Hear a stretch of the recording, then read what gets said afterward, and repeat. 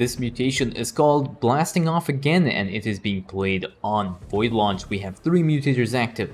We have Power Overwhelming, we have Going Nuclear, and we have Lava Burst. So let's have a look at the masteries while the players get set up. We have Mengsk, who has gone for a 30 points into the Conscript support, 30 points into terrible damage, and 30 points into the Storing Mandate mastery. So we should be expecting a pretty trooper-centric build here, and given the description, I think this is going to be a pretty fun game to watch. We have Zeratul, who has gone for the Zeratul attack speed, the Artifact spawn mastery, and the Legion cost reduction mastery here. Again, pretty much optimal picks, especially if you are going to be going for a Zeratul-centric build and you're not really relying on his units very much. And given the prestige selection, we have the Herald of the Void prestige that has been used, or as now I think it'll probably start to be called Herald of the Void. Then it means that the Zeratul attack speed actually works pretty well as well. You're going to be relying on Zeratul a lot for dealing the damage throughout the course of this mission.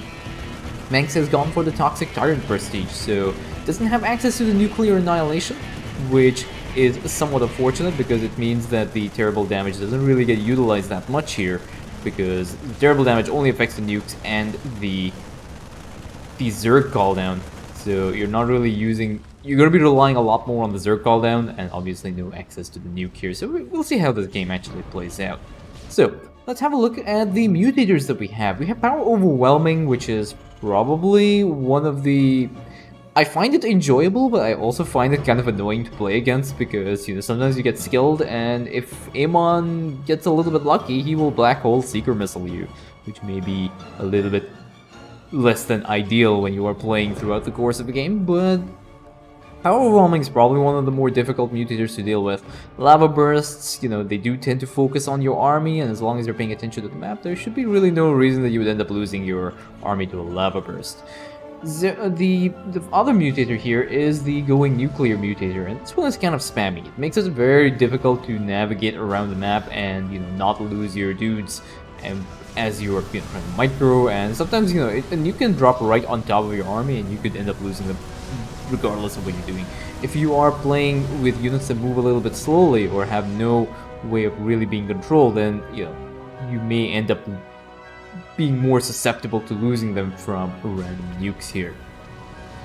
Do note though that the safety zones are active on this map, which means that even if a nuke does, you know, even if you see a little bit of a marker like over on this area, these are the Void Rays will still not take damage because they're actually well in range of the safety zone. As long as they're sitting in that safety zone, they will no longer take damage from these nukes. So Zeratul is spawned and he's already picked up his first artifact fragment. Now remember that you are only limited to 2 artifact fragments, but you have really nice access to the tornadoes that spawn from Zeratul whenever he uses his cleave ability.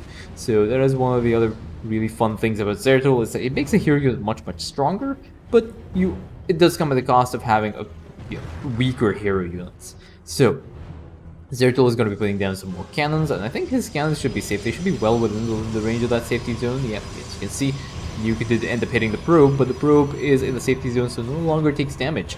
The attack wave, or at least the second attack wave, is on the way, and Zeratul is already in position to deal with this, and Zeratul does actually end up getting clipped right at the edge of that cliff there by the nuke here, but Zeratul is going to be completely unfazed, and Mengsk is going to be working away on dealing with the rest of these units as well. So you can see the tornadoes, unfortunately those adepts were not really in the trying to get up on the high ground here, but the tornadoes deal a good amount of damage, and Seeker Missile right on top of that one. I think it was a laborer, right? I think it was a laborer. Press F for that laborer. He gave his life, and he soaked up a Seeker Missile. Hashtag value.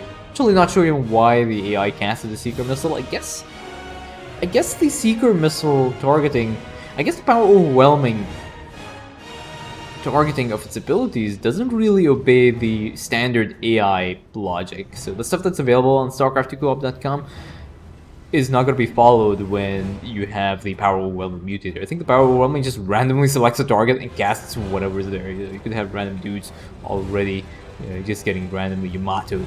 And you can see this is Mengsk's plan. He is going to be building a bunch of Earth players, and he needs to also get one very important upgrade for the Earth players, and this is this one, the Atmospheric Accelerants? Is that what it's called? Hemispheric Accelerants. Almost got that.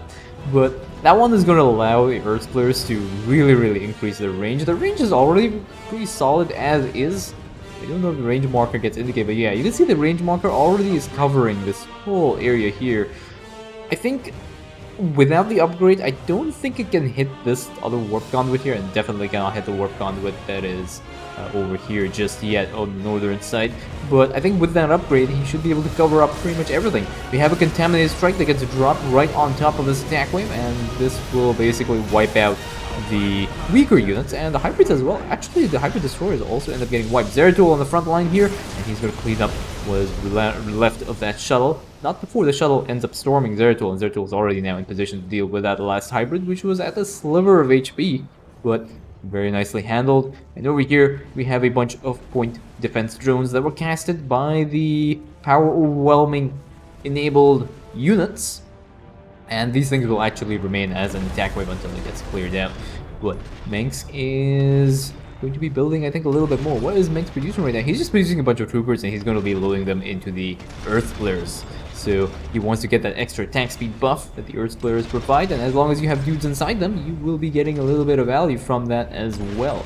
And we also have an Imperial Witness, so it also means that the guys that are inside this generate the mandate, right? Yes. So as part of the prestige, because you have the Imperial Witness right on top here, even the dudes that are inside the Earth Flare, they will be generating mandate for Mengsk. So he's going to be getting a lot of value if he chooses to max out on his Earth Flares.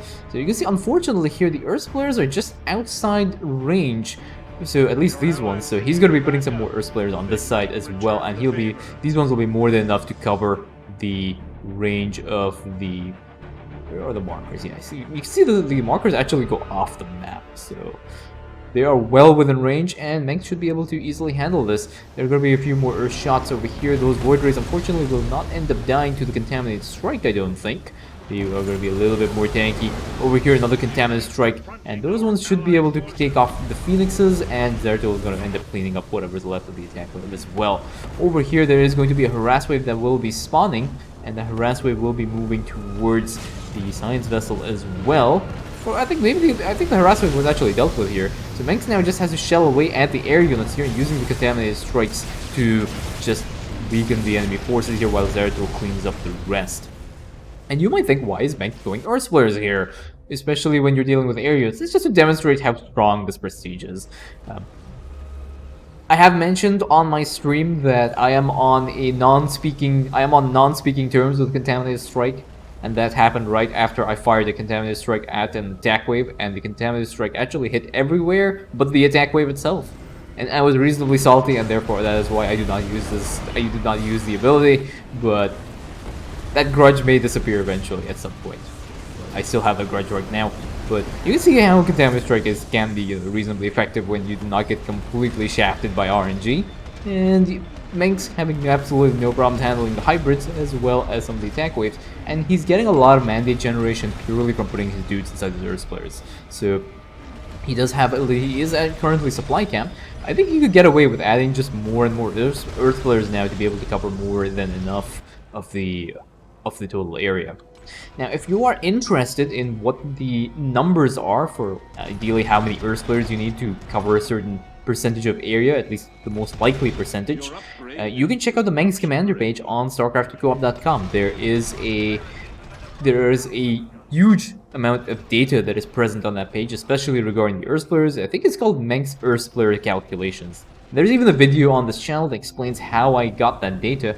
It'll tell you, 2 Earth Flares will cover, this much, and if you're trying to hit a target, there's this much chance that you're going to end up hitting a target with 2 Earth Flares, etc., etc. There's a lot of information there. If you're looking to highly optimize your play, that is definitely an option that you can take. And I think over here, I don't know if Mengsk is actually producing anything. Yeah, he's just getting trooper upgrades right now. They're not really necessary, but he can just basically sit back, and this is more than enough Earth Flares to be able to handle the rest of the area, because he's more than enough covered here. Yeah, he's going to be putting some more dudes. He has to be a little bit careful that you get a little bit too close to him, but yeah, he's just going to be building some more Earth Flares to be able to deal with this.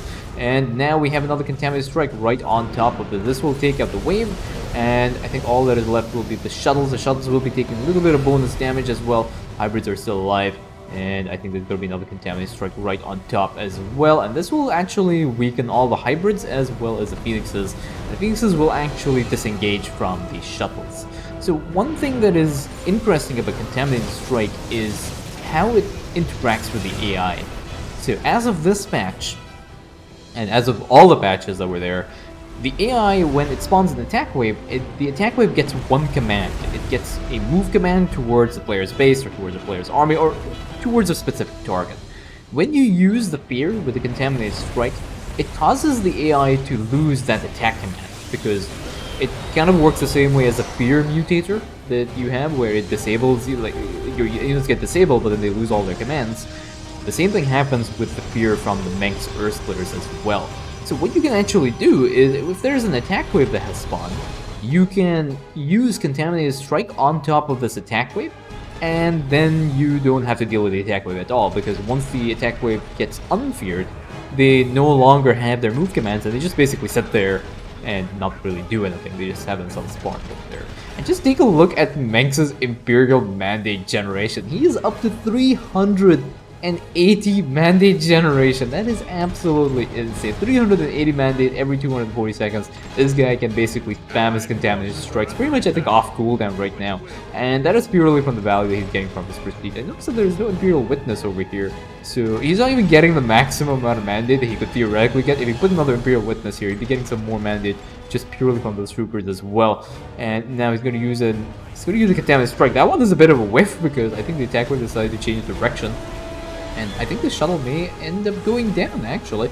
He could use a Zergal down here, but I don't know if he's going to end up doing that. Yeah, I think that one is going to end up taking out the bonus objective, which is somewhat unfortunate, but there's a Contaminated Strike right on top there. And now we have the Zergal down as well. And the Zergal down will end up cleaning out the attack wave that has spawned with this shuttle wave. And now all that is left is to deal with these shuttles, and there is another bunch of hybrids as well here. So this hybrid will get hit by the Contaminated Strike, which is also really nice. And over here, the wave actually ended up breaking off because of the hybrids that had spawned, and now there's going to be another Contaminated Strike right on top of this. Zeratul jumps in to also help, and I think all the shuttles have been dealt with as of right now. Yeah, so none of the shuttles have escaped, which is really nice. We hear some random Phoenixes. Zeratul just coming in to help, and over here there is just another bombardment and another Contaminated Strike as well, but everything else just dies. Zeratul's tornadoes are really, really strong. If you have not tried it out, try it out. Especially when you have a lot of units that are clumped up, those tornadoes do a lot of damage. And you just see how quickly Mengsk is able to just cap out on his mandate. He's 400 mandate generation right now, and still no Imperial Witness on this side. So it just shows you how insane that is. That Imperial Witness is generating mandate from here. Yeah, from here as well. And yeah, I think I would like to see one more Imperial Witness over here just to see how high this number can go. Just purely out of curiosity. But you can see that Mengsk has no issues. Now, there's going to be an attack wave that will be spawning on here. And this attack wave is going to be accompanied by the triple escort wave as well. I'm pretty sure if Mengsk gets his timing right, he's going to be able to completely get the attack wave to disengage from the shuttle waves, making it a little bit easier for Zeratul to take out the rest of the hybrids. So over here, we have a Contaminated Strike. This will force the escort wave to disengage, and whatever is there might actually end up dying as well. And now we have another Contaminated Strike right on top of this attack wave. This is just perfectly timed, and this will cause the Void Rays now to disengage, and all that is left are the hybrid behemoths that are around here. And there's a Void Suppression Crystal. Zeratul is going to be jumping in. Hybrids are pretty much already dead, and the tornado just clean up whatever's left of those hybrids. There's another Contaminated Strike right on top of that shuttle wave. And you can see that the attack wave now, I can actually show this to you, because I think things are just dying too quickly. You can see the attack wave is just basically parked over here and not really going to be doing anything. They're just having a look around, not really sure what is going on here. But yeah, that is what usually happens. Let me try and get this thing back so you can see the player's perspective instead. So all that's left now is a random Tuna Fish Hybrid. Tuna Fish Hybrid will end up getting picked up by the random cannons here that is trying to disable.